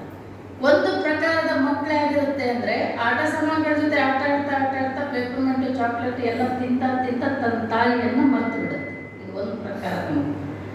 ಎರಡನೇ ಪ್ರಕಾರದ ಮಗು ಯಾಕೆಂದ್ರೆ, ಆಟ ಸಾಮಾನುಗಳ ಜೊತೆ ಆಟ ಆಡ್ತಾ ಪೇಪರ್ಮೆಂಟ್, ಚಾಕ್ಲೇಟ್ ಇವನ್ನೆಲ್ಲ ತಿಂತ ನನಗೆ ಅವು ಬೇಕು ಅಂತ ಹೇಳ್ತಿರುತ್ತೆ, ತಾಯಿ ಬೇಕು ಅಂತ ಹೇಳ್ತಿರ್ತೀವಿ. ಎರಡನೇ ಪ್ರಕಾರದ ಮಗು. ಮೂರನೇ ಪ್ರಕಾರದ ಮಗು ಅಂದ್ರೆ, ನೀನು ಆಟ ಸಾಮಾನು, ಪೇಪರ್ಮೆಂಟ್, ಚಾಕ್ಲೇಟ್ ಏನು ಬೇಡ, ನನಗೆ ತಾಯಿನೇ ಬೇಕು ಅಂತ ಹೇಳ್ತಾ ಇರುತ್ತೆ. ಹಂಗೆ ಪರಮಾತ್ಮ ಅನ್ನುವಂಥ ತಾಯಿ ಈ ಜೀವಾತ್ಮರು ಅಂತಕ್ಕಂಥ ಮಕ್ಕಳಿಗೆ ಈ ಶ್ರೀಮಂತಿಕೆ ಸಂಪತ್ತನ್ನು, ಪೇಪರ್ಮೆಂಟ್, ಚಾಕ್ಲೇಟ್ ಅನ್ನು ಕೊಟ್ಟು ತನ್ನನ್ನು ಮರೆಸ್ಲಿಕ್ಕೆ ಪ್ರಯತ್ನ ಪಡ್ತಾನೆ. ಯಾರಿಗೆ ಬರ್ಲಾರ್ದಂಗೆ ಮನೆಗೆ ಕೂತಾರಲ್ಲ, ಇವರೆಲ್ಲ ಒಂದನೇ ಪ್ರಕಾರದ ಮಕ್ಕಳಿದೆ. ಆಟ ಸಾಮಾನುಗಳು, ಪೇಪರ್ಮೆಂಟ್, ಚಾಕ್ಲೇಟ್ ತಿಂತ ತನ್ನ ತಾಯಿಯನ್ನು ಮರೆತು ಬಿಟ್ಟಿರುತ್ತಲ್ಲ, ಇದು ಒಂದನೇ ಪ್ರಕಾರದ ಮಕ್ಕಳು. ನೀವೆಲ್ಲ ಏನು ಬಂದಿರಲ್ಲ, ಎರಡನೇ ಪ್ರಕಾರದ ಮಕ್ಕಳು. ಆಟ ಸಾಮಾನು, ಪೇಪರ್ಮೆಂಟ್, ಚಾಕ್ಲೇಟ್ ತಿಂತ ನನಗೆ ತಾಯಿ ಬೇಕು ಅಂತ ಏನು ಹೇಳ್ತಿರುತ್ತಲ್ಲ, ಇದು ಎರಡನೇ ಪ್ರಕಾರದ ಮಕ್ಕಳು. ಇನ್ನು ಬುದ್ಧ, ಬಸವಣ್ಣ, ಅಕ್ಕ ಮಹಾದೇವಿ ಇವರೆಲ್ಲ ಮೂರನೇ ಪ್ರಕಾರದಿಂದ ಆಟ ಸಾಮಾನು, ಪೇಪರ್ಮೆಂಟ್, ಚಾಕ್ಲೇಟ್ ಏನು ಬೇಡ, ನನಗೆ ತಾಯಿನೇ ಬೇಕು ಅಂತ ಹೇಳ್ತಾರೆ. ಇದು ದೇವರು ಈ ಸೃಷ್ಟಿ ಬಹಳ ಮಜಾ ಇಟ್ಟಿದ್ದಾನಂತ. ಆಮೇಲೆ ನೀವು ಸತ್ಯದ ದಾರಿಯಲ್ಲಿ ಹೋಗ್ತಾ ಇರ್ಬೇಕಾದ್ರೆ ದೇವರೇ ವಿಘ್ನಗಳನ್ನು ಒಡ್ಡುತ್ತಿರ್ತಾನ. ಬಸವಣ್ಣವ್ರು ಹೇಳ್ತಾರೆ, ಜಂಬೂ ದ್ವೀಪ ನವಕಂಡ ಪೃಥ್ವಿಯೊಳಗೆ ಕೇಳಿರೆಯ ಎರಡಾಡಿನ ಭಾಷೆಯ. ಬಹಳ ಇದರಲ್ಲಿ ಮುಕ್ತಿ ಕೊಟ್ಬಿಡೋದಿಲ್ಲ, ಎಲ್ಲ ರೀತಿಯಲ್ಲೂ ಕಾಡಿ ಬೇಡಿ ನೋಡ್ತಾನಂತೆ. ಮೆಚ್ಚಿದೆನೆಂದೆಡೆ ತನುವನಲ್ಲಾಡಿಸಿ ನೋಡುವೆ ನೀನು, ಮನವನಲ್ಲಾಡಿಸಿ ನೋಡುವೆ ನೀನು, ಧನವನಲ್ಲಾಡಿಸಿ ನೋಡುವೆ. ಇವೆಲ್ಲ ಕಂಜದಿದ್ದಡೆ ಭಕ್ತಿ ಕಂಪಿತ. ನಾವು ಸತ್ಯದ ದಾರಿಯಲ್ಲಿ ಹೋಗ್ಬೇಕಾದ್ರೆ ತನುವನಲ್ಲಾಡಿಸಿ ನೋಡುವೆ ನೀನು, ಶರೀರಕ್ಕೆ ರೋಗ ರುಜಿನಗಳನ್ನು ಕೊಟ್ಟು ನೋಡ್ತಾನ. ಈ ಅಡಿ ಮನಸ್ಸಿನವ್ರು ಸಾದಾ ಭಕ್ತಿ ಇದ್ರೆ ಏನ್ ಮಾಡ್ತಾರೆ ಅಂದ್ರೆ, ದೇವ್ರನ್ನೇ ಬೈಕೊತ ಕೂತ್ಕೋತಾರೆ. ಏನ್ ಇಷ್ಟು ದಿನ ನಿನಗೆ ತುಪ್ಪ ದೀಪ ಹಚ್ಚಿದೆ, ನಿನಗೆ ಅಲ್ಲಿ ಮಾಡಿದೆ, ಹಿಂಗೆ ಮಾಡಿದೆ. ಅವನು ಕೊಟ್ಟಿರೋ ದೀಪದ ಮುಂದೆ, ಸೂರ್ಯ ಚಂದ್ರರ ಮುಂದೆ ನಮ್ಮ ದೀಪ ಯಾವ ಲೆಕ್ಕ? ಬೈತಾ ಕೂತ್ಕೊಡ್ತೀವಿ. ಆದ್ರೆ ಅಕ್ಕ ಮಹಾದೇವಿ ಅಂತವಳು, ಆಕೆ ಮನೆ ಬಿಟ್ಟು ಹೊರಗಡೆ ಬರ್ಬೇಕಾದ್ರೆ ಒಬ್ಬಂಟಿಯಾಗಿ ಯಾರು ಹೋಗ್ತೀಯ, ನಿನಗೆ ಏನಾದ್ರೂ ಅನಾಹುತಗಳಾದ್ರೆ ಅಕ್ಕ ಮಹಾದೇವಿ ಹೇಳ್ತಾಳೆ, ಕಿಡಿ ಕೆದರಿದರೆ ಹಸಿವು ಕೃಷಿ ಅಡಗಿತ್ತೇವೆ, ಮುಗಿಲ ಅರಿವು ಬಿದ್ದರೆ ಮಜ್ಜನ ಕೆರೆದರೆಂಬೆನು, ಗಿರಿ ಗೌವರಗಳು ಬಿದ್ದರೆ ಪುಷ್ಪವೃಷ್ಟಿ ಎಂಬೆನು, ಒಂದು ವೇಳೆ ಶಿರ ಹರಿದು ಬಿಟ್ಟರೆ ಚನ್ನಮಲ್ಲಿಕಾರ್ಜುನ ನಿನಗೆ ಅರ್ಪಣ ಅಂತ ತಿಳ್ಕೊತೀವಿ. ಅಂತ ಭಕ್ತಿ ಇದ್ರೆ ಮಾತ್ರ ದೇವರು ಉಳಿತಾನೆ. ಸಣ್ಣ ಪುಟ್ಟ ಮಾಡಿ ಅಂದ್ರೆ ದೇಹವನ್ನು ದಂಡಿಸದೆ ಕರ್ಣವನ್ನು ಖಂಡಿಸಿ ಸ್ವರ್ಗವನ್ನು ಇರುವುದಕ್ಕೆ ಅದೇನು ರಂಡೆಯಾಳುಗಳೇ ಸರ್ವಜ್ಞ ಅಂತ. ಸುಲಭವಾಗಿ ಮುಕ್ತಿ ಸಿಕ್ಕಿ ಬಿಡೋದಿಲ್ಲ. ನಮ್ಮಲ್ಲಿ ಸತ್ಯದ ದಾರಿಯಲ್ಲಿ ಸುಲಭವಾಗಿ ದೇವರು ಮುಕ್ತಿ ಕೊಡೋದಿಲ್ಲ. ಒಂದಿಷ್ಟು ಕಾಡಿ ಬೇಡಿ ನೋಡ್ತಾನಂತ. ತನುವನ್ನಲ್ಲಾಡಿಸಿ ನೋಡುವೆ ನೀನು, ಮನವನ್ನಲ್ಲಾಡಿಸಿ ನೋಡುವೆ ನೀನು, ದನವನ್ನಲ್ಲಾಡಿಸಿ ನೋಡುವೆ ನೀನು. ಅದನ್ನೇ ಬಸವಣ್ಣವರು ಜಂಬೂ ದ್ವೀಪ ನವಕಂಡ ಪೃಥ್ವಿಯೊಳಗೆ ಕೇಳಿದರೆ ಎರಡಾಡಿನ ಭಾಷೆ. ಒಂದು ಕೊಲವೆನೆಂಬ ಭಾಷೆ ದೇವನದಾದ್ದರಿಂದ ನಿನ್ನ ಸತ್ಯದ ದಾರಿಯಿಂದ ಬಿಡಿಸೆತ್ತಿರ್ತೀನಿ. ಇವೆಲ್ಲ ಸತ್ಯ ಹರಿಶ್ಚಂದ್ರ ಇವೆಲ್ಲ ಕತೆ ಕೇಳ್ತೇವೆ. ಸತ್ಯದಿಂದ ನಿನ್ನ ದಾರಿಯನ್ನು ಬಿಡಿಸೆತ್ತಿರ್ತೀನಿ ಅಂತ ಅವನು ಬೆನ್ನತ್ತಿರ್ತಾನೆ. ಗೆಲುವಿನೆಂಬ ಭಾಷೆ ಭಕ್ತನದು. ಸತ್ಯವೆಂಬ ಕೂರಲಗ್ನೆ ಹಿಡಿದು ಸದ್ಭಕ್ತರೇ ಗೆದ್ದರು ಪ್ರಾಣಕುಲ ಸಂಗಮ ದೇವ ಅಂತ. ಅದು ಏನೇ ಎಂಥ ಪ್ರಸಂಗ ಬಂದರೂ ಕೂಡ ಇವತ್ತು ಈ ಸೃಷ್ಟಿ ಏನಿದೆ, ನಾವೊಂದು ತಿಳ್ಕೊಳ್ಬೇಕಾಗಿರೋದೇನು ಅಂದರೆ ಇದು ಭಗವಂತನ ಸಾಮ್ರಾಜ್ಯ. ಇದು ಭಗವಂತನ ಸಾಮ್ರಾಜ್ಯ. ಆಮೇಲೆ ಅವನ ನಿಯಮ ಏನಿದೆ ಅಂದರೆ ಈ ಜಗತ್ತಿನಲ್ಲಿ ಅವನ ಸಾಮ್ರಾಜ್ಯ ಮಾತ್ರ ಶಾಶ್ವತವಾಗಿ ಉಳಿತದೆ. ನಾವು ಕಟ್ಕೊಂಡಿರೋ ಯಾವ ಸಾಮ್ರಾಜ್ಯಗಳು ಇಲ್ಲಿ ಶಾಶ್ವತವಾಗಿ ಉಳಿಯಲ್ಲ. ಉಳಿದವೇನು ಹಿಂದಿನವು? ನೆಪೋಲಿಯನ್, ಗ್ರೀಕು, ಯಾರ್ಯಾರು ನಾವು ಹಿಂದೆಲ್ಲ ಕೇಳ್ತೀವಲ್ಲ, ಅಲೆಕ್ಸಾಂಡರ್ ಇಡೀ ಜಗತ್ತನ್ನ ಗೆಲ್ಲಬೇಕು ಅಂತ ಹೊರಟಿದ್ದ. ಅವನ ಆಸೆ ಪ್ರಕಾರ ಮುಕ್ಕಾಲು ಭಾಗ ಜಗತ್ತನ್ನ ಗೆದ್ದಿದ್ದ. ಬಬಿಲೋನಿ, ಇವೆಲ್ಲ ಕಥೆಗಳನ್ನು ನಾವು ಕೇಳ್ತೀವಿ. ಸೀಸರು, ಎಂತೆಂಥ ಸಾಮ್ರಾಟರು. ಅವರ ಸಾಮ್ರಾಜ್ಯಗಳಲ್ಲಿ ಅವರೇ ದೇವರಾಗಿ ಪೂಜೆಗೊಂಡರು. ಎಂತೆಂಥ ಅರಮನೆ, ಕೋಟೆ, ಕೊತ್ತಲುಗಳನ್ನ ಕಟ್ಟಿದ್ರು. ಯಾರು ಉಳಿದಿದೆ ಇಲ್ಲಿ? ಯಾರ ಕೋಟೆ ಕೊತ್ತಲಗಳು ಉಳಿದಿದ್ದಾವೆ? ಯಾರ ಹೆಸರಿಲ್ಲಿ ಉಳಿದಿದ್ದಾವೆ? ಯಾವ್ದಾದ್ರು ಸಾಮ್ರಾಜ್ಯದ ಹೆಸರು ಉಳಿದಿದ್ದಾವೆ? ಈ ಜಗತ್ತಿನಲ್ಲಿ ಯಾರ್ದಾದ್ರೂ ಹೆಸರು ಉಳಿದಿದ್ರೆ, ಯಾರು ದೇವರು ಧರ್ಮದ ಸಲುವಾಗಿ ಪಡೆದಾಡಿದ್ದಾರೆ ಅವರ ಹೆಸರುಗಳು ಉಳಿದಿದೆ. ಇವತ್ತು ಯೇಸು ಕ್ರಿಸ್ತನ ಪಾಲುಗರಿಸಿದ್ದಾರೆ, ಮೊಹಮ್ಮದ್ ಪೈಗಂಬರನ್ನು ಪಾಲುಗರಿಸಿದ್ದಾರೆ, ಬುದ್ಧನ ಪಾಲುಗರಿಸಿದ್ದಾರೆ, ಮಹಾವೀರನ ಪಾಲುಗರಿಸಿದ್ದಾರೆ, ಬಸವಣ್ಣನ ಪಾಲುಗರಿಸಿದ್ದಾರೆ, ವಿವೇಕಾನಂದರ ಹೆಸರು ಹೇಳುವಂಥವ್ರು ಇದ್ದಾರೆ. ಯಾರು ಇವತ್ತು ಅಲೆಕ್ಸಾಂಡರ್ ಹೆಸರು ಹೇಳೋರಿದ್ದಾರೆ? ಯಾರು ನೆಪೋಲಿಯನ್ ಹೆಸರು ಹೇಳೋರು ಯಾರಿದ್ದಾರೆ? ಬಬಿಲೋನಿ ಹೆಸರು ಹೇಳೋರು ಯಾರಿದ್ದಾರೆ? ಅಂತ ಸಾಮ್ರಾಟ ಹೆಸರು ಹೇಳೋರು ಯಾರಿದ್ದಾರೆ? ಇಲ್ಲ. ಅವೆಲ್ಲ ಮಣ್ಣಲ್ಲಿ ಮಣ್ಣಾಗಿ ಹೋಗಿದ್ದಾರೆ. ಹಾಗಾಗಿ ಯಾರು ದೇವರು ಧರ್ಮದ ಸಲುವಾಗಿ ಯಾರು ತ್ಯಾಗ ಬಲಿದಾನಗಳನ್ನು ಮಾಡಿದ್ದಾರೆ? ಬಸವಣ್ಣ ಪ್ರಧಾನಮಂತ್ರಿ ಆಗಿರ್ಬೋದಾಗಿತ್ತು. ಏನು ಕಮ್ಮಿ ಇತ್ತು ಬಸವಣ್ಣನಿಗೆ? ಈ ದೇಶದಲ್ಲಿ ಭೂಸುರ ಅನ್ನುವಂಥ ಭೂಮಿಗೆ ಒಡೆಯರು ಬ್ರಾಹ್ಮಣರು, ಆ ಜಾತಿಯಲ್ಲಿ ಹುಟ್ಟಿದವರು. ಈ ದೇಶದಲ್ಲಿ ಸಿಗುವಂಥ ಎಲ್ಲ ಸೌಲಭ್ಯಗಳು ಮೊಟ್ಟ ಮೊದಲು ಬಸವಣ್ಣನ ಸಿಕ್ಕಿತ್ತಿಲ್ಲ. ಈ ದೇಶದಲ್ಲಿ ಸಿಗುವಂಥ ಸೌಲಭ್ಯ ಮೊಟ್ಟ ಮೊದಲದು ಬಸವಣ್ಣನಿಗೆ ಸಿಕ್ತಿತ್ತು. ಮತ್ತೊಬ್ಬರಿಗೆ ಯಾಕೆ ಕೇಳಿ ಇಷ್ಟು ಕಷ್ಟಪಡಬೇಕಾಗಿತ್ತು? ಅಂಬೇಡ್ಕರ್ ಹೋರಾಟ ಮಾಡ್ತಾರೆ, ಬಸವಣ್ಣನೂ ಹೋರಾಟ ಮಾಡ್ತಾರೆ. ಅವರು ಸಮಾನತೆಗೆ, ಇವರು ಸಮಾನತೆಗೆ. ಅಂಬೇಡ್ಕರ್ ಯಾಕೆ ಹೋರಾಟ ಮಾಡಿದ್ರು ಅಂದರೆ ಅಷ್ಟೊಂದು ಹಿಂಸೆ ಅನುಭವಿಸಿದ್ರು. ಎಲ್ಲ ಬಾವಿಯಲ್ಲಿ ನೀರು ಕುಡಿಯೋಕ್ಕೆ ಅವಕಾಶ ಇರಲಿಲ್ಲ, ಉಣ್ಣಕ್ಕೆ ಅವಕಾಶ, ತಿನ್ನಲಿಕ್ಕೆ ಸಮಾನತೆ ಇರಲಿಲ್ಲ. ಅವ್ರು ನೊಂದಿದ್ರು, ಅವ್ರಿಗೆ ಅಸಮಾನತೆ ಇತ್ತು, ಆ ನೋವನ್ನು ಅನುಭವಿಸಿದ್ರು. ನನಗೆ ಸಿಗಬೇಕು ಅಂತ ಹೋರಾಟ ಮಾಡಿದ್ರು. ಇದು ನ್ಯಾಯ. ಬಸವಣ್ಣನಿಗೆಲ್ಲ ಸಿಕ್ತಿತ್ತಲ್ಲ. ಬಸವಣ್ಣನಿಗೆ ಎಲ್ಲ ಸಿಕ್ತಿತ್ತಲ್ಲ. ಆದ್ರೆ ನನಗೆ ಸಿಗೋದು ನನ್ನ ಅಕ್ಕನಿಗೂ ಸಿಗ್ಬೇಕು, ನನ್ನ ತಂಗಿಗೂ ಸಿಗಬೇಕು. ನಾನು ಯಾವಾಗಲೂ ಹೆಣ್ಮಕ್ಳಿಗೆ ಹೇಳ್ತಿರ್ತೀನಿ, ಈ ಜಗತ್ತಿನಲ್ಲಿ ಪುರುಷರು ಎಷ್ಟು ಬಸವಣ್ಣನನ್ನು ಆರಾಧಿಸ್ತಾರೆ, ಪೂಜಿಸ್ತಾರೆ, ಗೌರವ ಕೊಡ್ತಾರೆ, ಅದಕ್ಕಿಂತ 10 ಪಟ್ಟು 100 ಪಟ್ಟು ಮಹಿಳೆಯರು ಬಸವಣ್ಣನಿಗೆ ಗೌರವ ಕೊಡ್ತಾರೆ.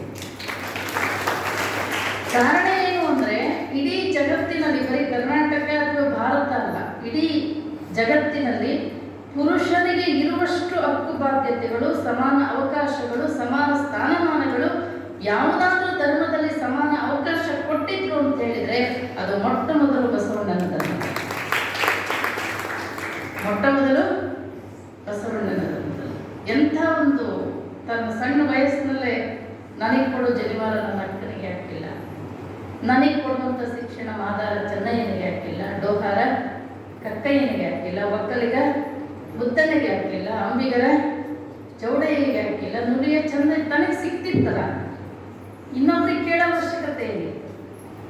ಅದಕ್ಕೆ ಅಲ್ಪಾತ್ಮರು ಮಹಾತ್ಮರು, ನಾವೆಲ್ಲ ಅಲ್ಪಾತ್ಮರು, ಅವರು ಮಹಾತ್ಮರು.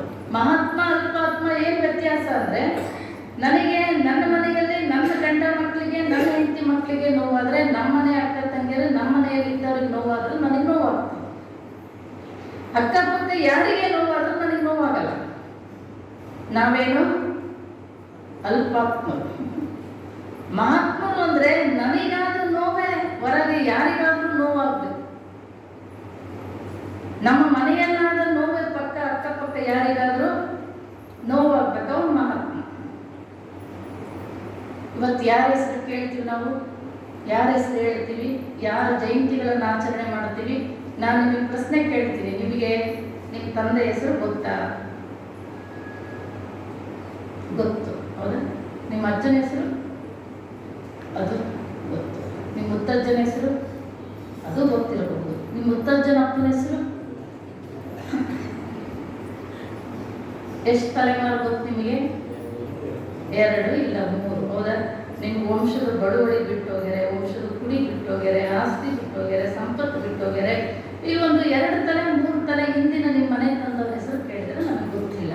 ಬುದ್ಧನ ಹೆಸರು ಗೊತ್ತಾ? ಮಹಾವೀರನ ಹೆಸರು ಗೊತ್ತಾ? ಯೇಸು ಕ್ರಿಸ್ತನ ಹೆಸರು ಗೊತ್ತಾ? ಬಸವಣ್ಣನ ಹೆಸರು ಗೊತ್ತಾ? ಅರೆ, ಅವರು 1000-2000 ವರ್ಷದಿಂದ ಹೋಗ್ಯಾರ. ನಿಮಗೇನು ಬಡವಳಿ ಬಿಟ್ಟು ಹೋಗಿಲ್ಲ, ನಿಮಗೇನು ವಂಶದ ಕುಡಿಯಲ್ಲ. ಅವ್ರ ಹೆಸರು ಯಾಕೆ ನಿಮಗೆ ಗೊತ್ತು? ನಿಮ್ಮ ಮನೆತನದವರು ಒಂದು 3 ತಲೆಮಾರಿನ ಹಿಂದಿನವ್ರ ಹೆಸರು ಯಾಕೆ ಗೊತ್ತಿಲ್ಲ? ಯಾಕೆ ಗೊತ್ತಿಲ್ರಿ?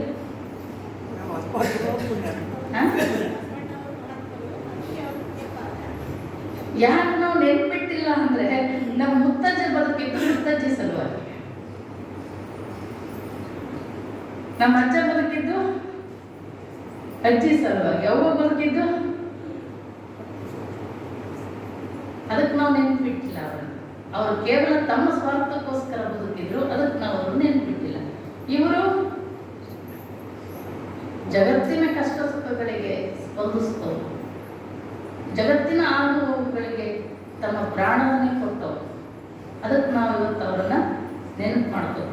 ಮನುಷ್ಯ ಜನ್ಮ ಬರೀ ಉಂಡು ತಿಂದು ಮಕ್ಕಳನ್ನೆತ್ತು ಒಂದು ದಿನ ಸಾಯಲಿಕ್ಕೆ ಬಂದವರಲ್ಲ ನಾವು. ಒಂದಿಷ್ಟು ನಮಗೆ ಯಾವುದು ಪಾಪ, ಯಾವುದು ಪುಣ್ಯ, ಯಾವುದು ಸತ್ಯ, ಯಾವುದು ಅಸತ್ಯ, ಯಾವುದು ಕತ್ತಲು, ಯಾವುದು ಬೆಳಕು, ಇವೆಲ್ಲ ಪ್ರಜ್ಞೆಯಲ್ಲಿ ಬಂದಂಥವ್ರು ನಾವು. ಒಂದಿಷ್ಟು ಪ್ರತಿ ಹೆಜ್ಜೆ ಇಡಬೇಕಾದ್ರೆ ಪ್ರಜ್ಞೆಯಿಂದ ಹೆಜ್ಜೆ ಇಡಬೇಕು. ಸಿದ್ದರಾಮೇಶ್ವರ ಹೇಳ್ತಾರೆ, ಸೊಲ್ಲಾಪುರ ಸಿದ್ದರಾಮೇಶ್ವರ, ಪುಣ್ಯ ಪಾಪಗಳನ್ನು ಅರಿಯದವನ್ನ ಅನೇಕ ಜನ್ಮದಲ್ಲಿ ಬಂದು ನಿಮ್ಮ ನಿಲುವನರಿಯಲಿಕ್ಕೆ ಕೆಣೆಯ, ಇನ್ನೂ ನಿಮ್ಮ ಶರಣ ಮುಖ್ಯನಾಗಿ ನಿಮ್ಮನೆಂದು ಅಗಲದಂತೆ ಮಾಡಲು ಪ್ರಸಿದ್ಧ ಮಲ್ಲಿಕಾರ್ಜುನ.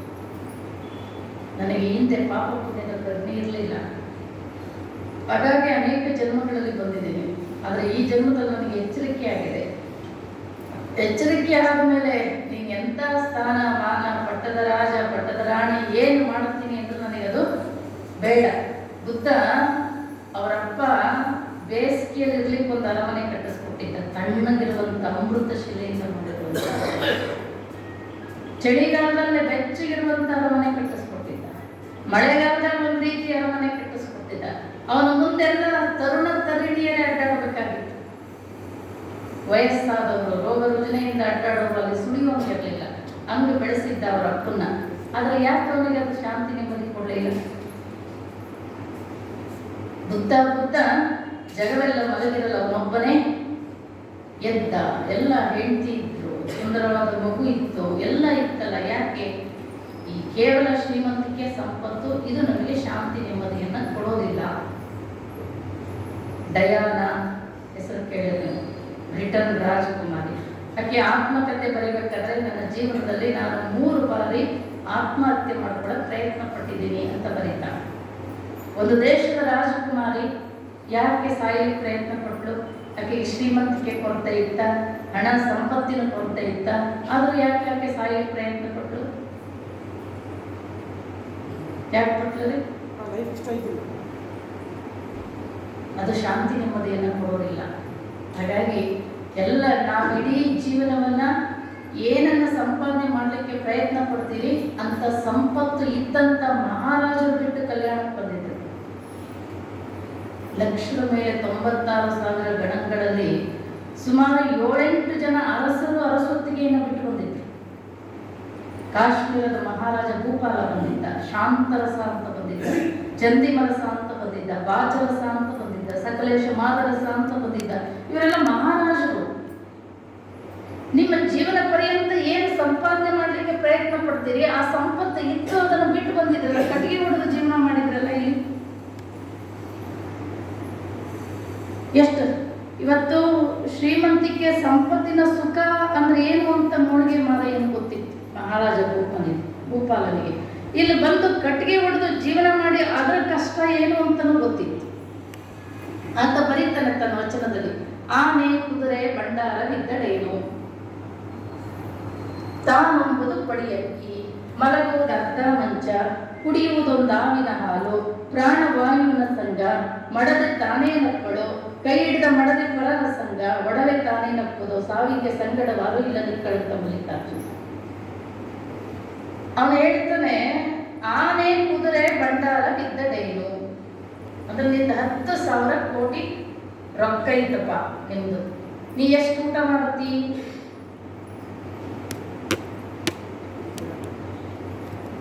ಎಷ್ಟು ಊಟ ಮಾಡ್ತೀರಿ? ತಾನೆಂಬುದು ಪಡಿಯಕ್ಕಿ ಅಂತ, ನೀ ಪಡಿಯಕ್ಕಿ ಉಣ್ಣೋರು ಯಾರು ಇಲ್ಲ. ಹಿಡಿಯಕ್ಕಿ ಆದ್ರೆ ಸಾಕು, ತಾನೆಂಬುದು ಪಡಿಯಕ್ಕಿ. ಮಲಗುವುದು ಅರ್ಧ ಮಂಚ. ನಾವು ಮನೆ ಯಾವ್ದು ಪೇಪರ್ನಲ್ಲಿ ನೋಡಿದೆ, ಒಬ್ಬ ಬಾಂಬೆಯಲ್ಲಿ ಮುಂಬೈಯಲ್ಲಿ ಒಬ್ಬ ದೊಡ್ಡ ಶ್ರೀಮಂತ ಎಂತ ದೊಡ್ಡ ಮನೆ ಕಟ್ಟಿದ್ದಾನೆ ಅಂದ್ರೆ, ಅವನ ಮನೆ ಮೇಲೆ ವಿಮಾನ ಬಂದು ನಿಂತ್ಕೊಳ್ಳುವಷ್ಟು ದೊಡ್ಡದೈತೆ. ಮನೆಗೆ ಒಂದು 60-70 ರೂಮ್ಗಳಿದಾವೆ, 60-70 ಮಂಚಗಳಿದಾವೆ. ನೀವು ಮಲ್ಕೊಳ್ಳೋದು ಎಷ್ಟು ಮಂಚದಲ್ಲಿ? 60-70 ಮಂಚ ಅದಾವೆ ಅಂತೇಳಿ ಎಲ್ಲ ಮಂಚದಾಗ ಒಂದೊಂದು ತಾಸು ಮಲಗಿದ್ರೆ ಏನಾಗ್ತದೆ? ನಿದ್ದೆ ಆಗ್ತದೆ. 60-70 ರೂಮ್ ಕಟ್ಟಿನಿ ಅಂತ ಎಲ್ಲ ರೂಮ್ನಲ್ಲೂ ಒಂದೊಂದು ತಾಸು ಮಲ್ಕೊಂತ ಹೋದ್ರೆ ಬದುಕು ಏನಾಗ್ತದೆ? ಮಲಗುವುದು ಅರ್ಧ ಮಂಚ, ಕುಡಿಯುವುದೊಂದು ಹಾವಿನ ಹಾಲು ಅಂದ್ರೆ ಒಂದು ಆಕಳ ಹಾಲು. ಆಕಳ ಕುಡಿಯೋರು ಯಾರು ಇಲ್ಲಿ ಇವಾಗ. ಇನ್ನೊಂದು ಹಾಲು,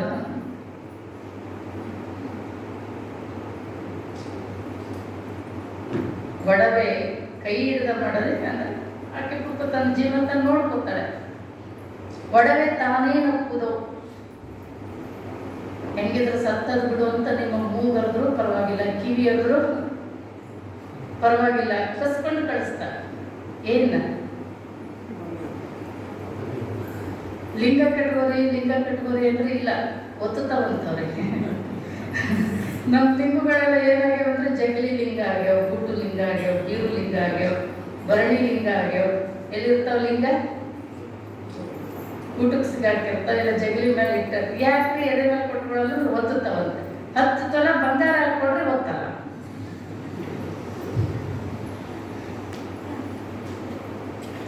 ನೀವು ಸತ್ತಾಗ ಕುಣಿಯಾಗ ಏನಿಟ್ಟು ಕಳಿಸ್ತಾರೆ?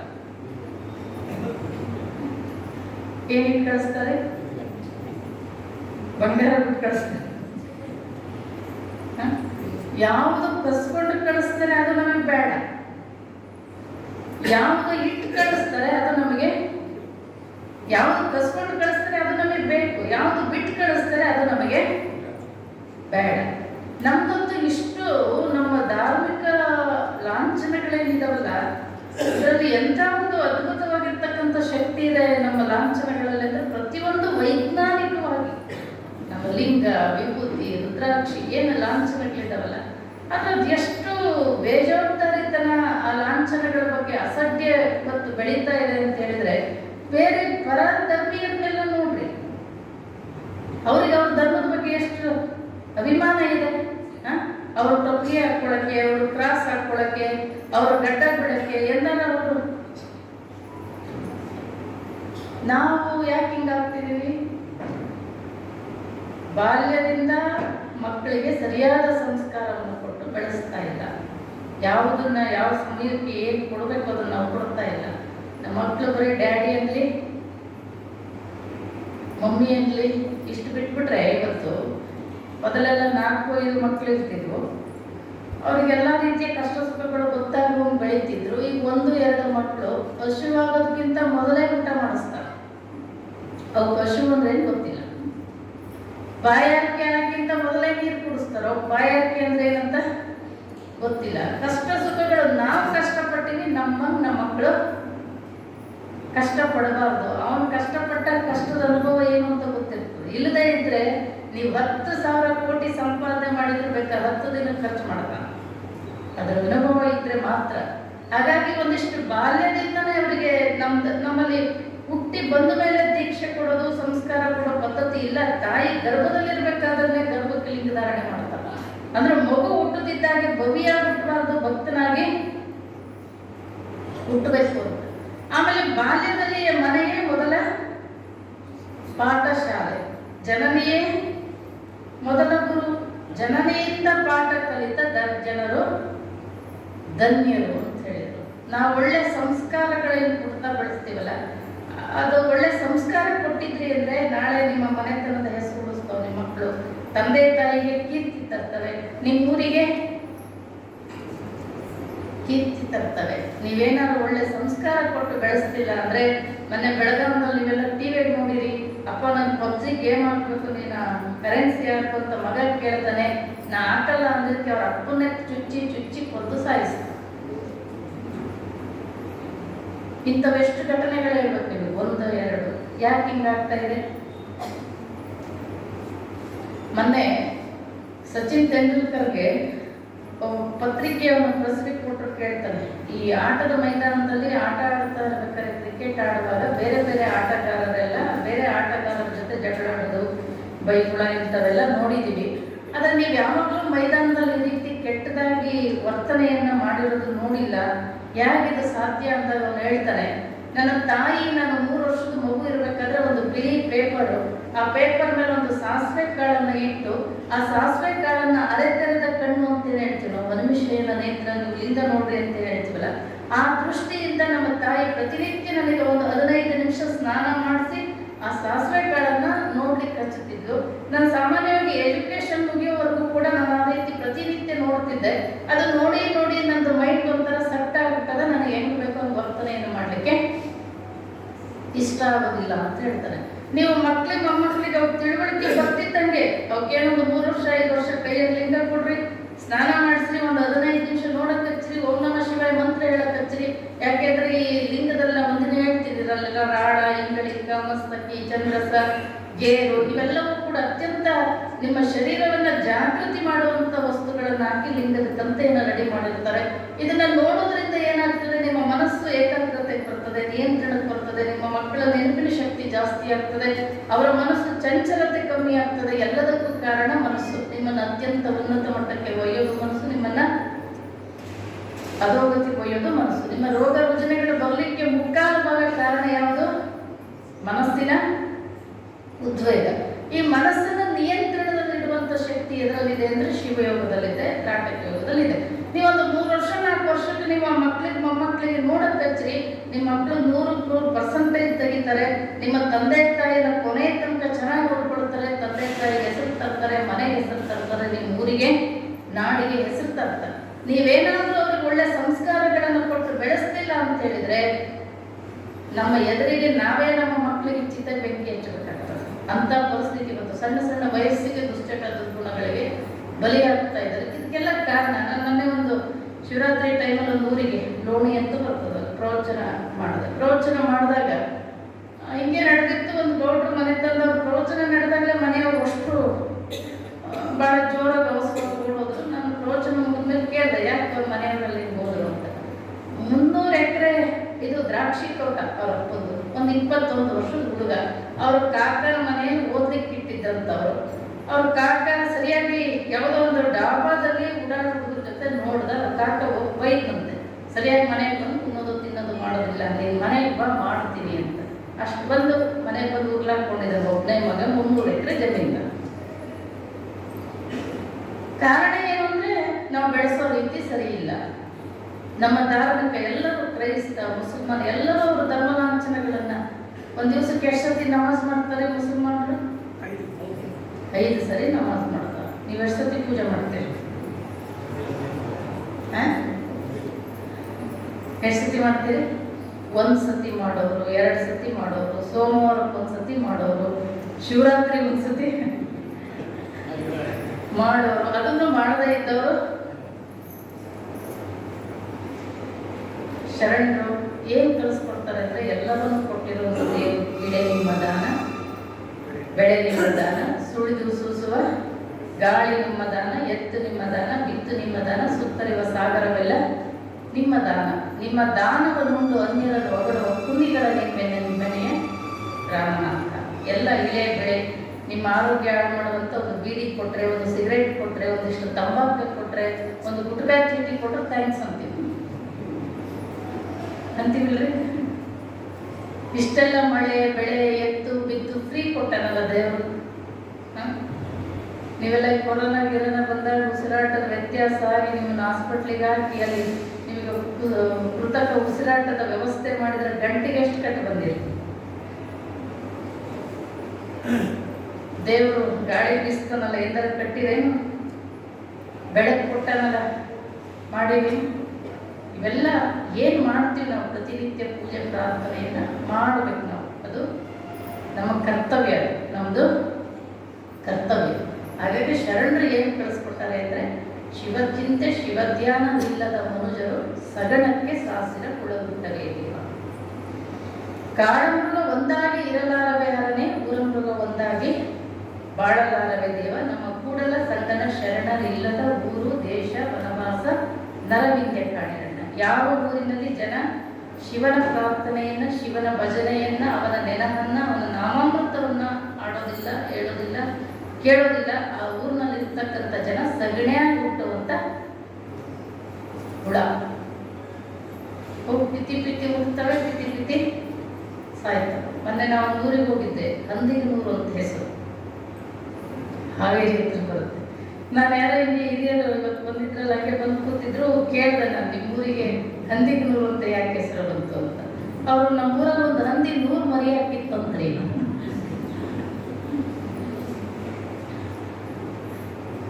ಹಂದಿನ 100 ಮರಿ ಹಾಕ್ತದೆ. ಎದುರಾಗಿ ಮೀರಿಸಿರಿ ನೀವು ಪ್ರಾಣಿಗಳನ್ನು. ಮಕ್ಕಳು ಯಾವ್ದಾದ್ರು ಪ್ರಾಣಿಗಳನ್ನು ಮೀರಿಸಿರ? ಸೊಳ್ಳೆ ಅಂತ ಕ್ಷುದ್ಧ ಜಂತು ತನ್ನ ಜೀವನದಲ್ಲಿ 100 ಮರಿಗಳನ್ನು ಹಾಕ್ತದೆ. ಮನೆ ಕಟ್ಟೋದ್ರಲ್ಲಿ ಪ್ರಾಣಿಗಳನ್ನು ಮೀರಿಸಿರ? ಏನ್ರಿ ನಾವು ಎಂತೆಂಥ ಬಂಗ್ಲೆ ಕಟ್ಟಿವೆ ಅಂತ ನೀವು ಹೇಳ್ಬೋದು. ಒಂದು ಗೀಜಿನ ಗೂಡು ಕಟ್ಟುತ್ತೆ ನೋಡಿರೇನು? ಗುಬ್ಬಿ ಗೂಡು.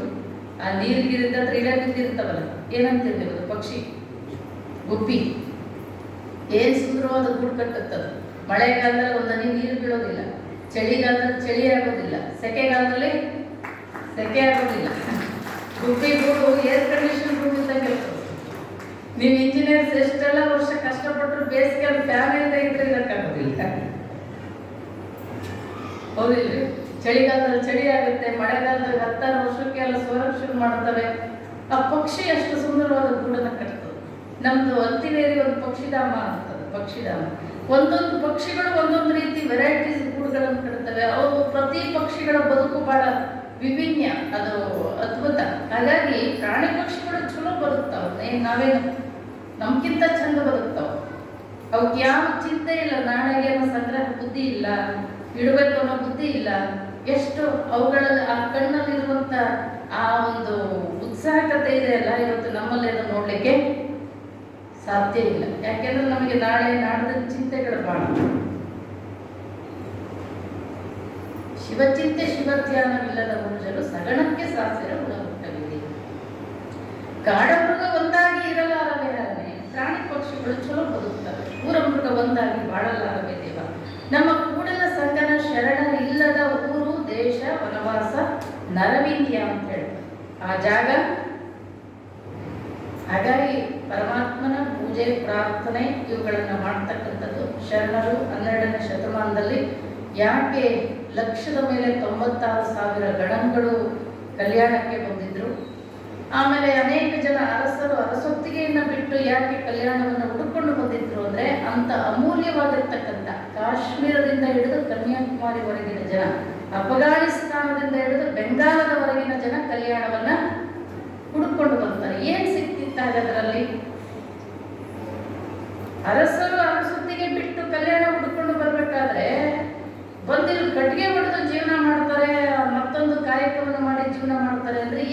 ಸಿಕ್ತಿತ್ತಲ್ಲಿ, ಆ ಸಿಂಹಾಸನ ಸಂಪತ್ತಿನ ಮೇಲೆ ಸಿಗ್ಲಾರ್ದಂತ ಸುಖ ಇಲ್ಲೇನು ಸಿಕ್ತದೆ? ಮಾನವ ಜೀವನದ ಸಾರ್ಥಕತೆ ಏನು ಬೇಕೋ ಅದು ಕಲ್ಯಾಣದಲ್ಲಿ ಸಿಕ್ತಿತ್ತು. ಬಸವಣ್ಣ ಅಂದರೆ ನಮ್ಗೆ ಯಾರಿಗೂ ಸರಿಯಾದ ಅರಿವಿಲ್ಲ, ಪ್ರಜ್ಞೆ ಇಲ್ಲ.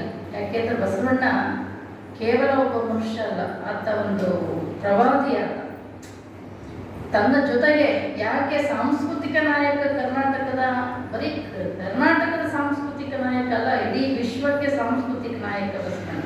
ಯಾರಿಗೆ ಸಾಂಸ್ಕೃತಿಕ ನಾಯಕರು ಅಂತಾರೆ ಅಂದ್ರೆ ಹೊಸ ಹೊಸ ಆವಿಷ್ಕಾರಗಳ ಮುಖಾಂತರ, ಅನ್ವೇಷಣೆಗಳ ಮುಖಾಂತರ ಜಗತ್ತನ್ನು ಬದಲಾಯಿಸುವಂತ ಶಕ್ತಿ, ತನ್ನ ಎತ್ತರಕ್ಕೆ ಮತ್ತೊಬ್ಬರನ್ನು ಒಯ್ಯುವಂತ ಶಕ್ತಿ ಯಾರಿಗಿರ್ತದೆ ಅವನು ಸಾಂಸ್ಕೃತಿಕ ನಾಯಕ.